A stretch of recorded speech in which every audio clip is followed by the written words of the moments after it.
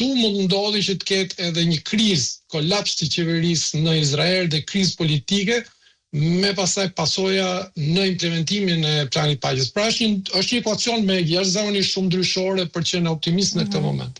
E kuptoj.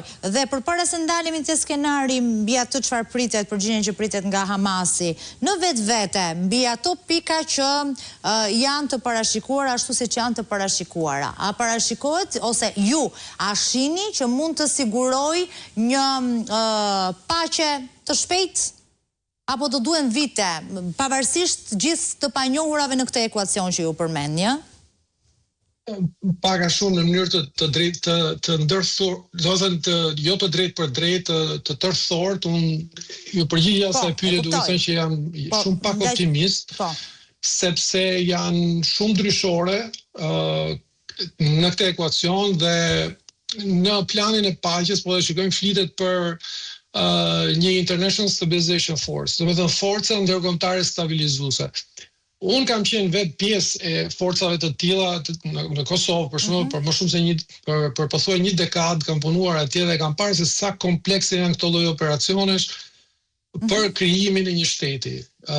Janë shumë komplekse dhe kërkojnë njerëzakonisht shumë mund, kërkojnë njerëzakonisht shumë vullnet, po mbi gjitha kërkojnë vullnet politik nga palët të cilat do t'jenë përfituesit e këtij lloj plani, e kësaj lloj force që do operojë aty.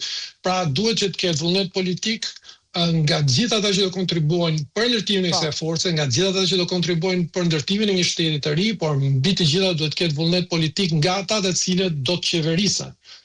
Dhe këtu që ndronë pra kompleksiteti i gjithë këtij plani, por kuptohet që pengesa e parë është pikërisht Hamasi, nëse do të pranoj apo jo që të çarmatose dhe të vazhdojmë pastaj që të interpretojmë ndoshta çfarë do të ndodhi. Hap pas hapi. Po Hamasi, nëse Hamasi, për të kaluar te skenari tjetër tani, nëse Hamasi refuzon, çfarë ndodh? Pavarësisht paralajmërimeve që ka bërë presidenti amerikan, po them në parim, ku e çon kjo çështjen? Fatkeqësisht nëse Hamasi nuk pranon, dhe këtu ka disa skenarë që duhet i nëndajmë, por po t'ja përgjigjen e thatë më të shkurtër. Nëse nuk pranon, atëherë Izraeli do të marrë gjithë mbështetjen që i duhet, pra mbështetje të plotë nga Shtetet e Bashkuara për të vazhduar fushatën ushtarake kundër Hamasit, që do ishte një gur tjetër në qafën e popullit palestinez që është edhe kështu që është ka vuajtur dhe ka derdhur mjaft gjak. Kështu që nëse leadershipi i Hamasit nuk e shikon këtë si mundësi të mirë për të dalë nga vrimat e nga tunelet ku janë, për të dorëzuar pengjet, dhe kanë dy opsione të mira, pra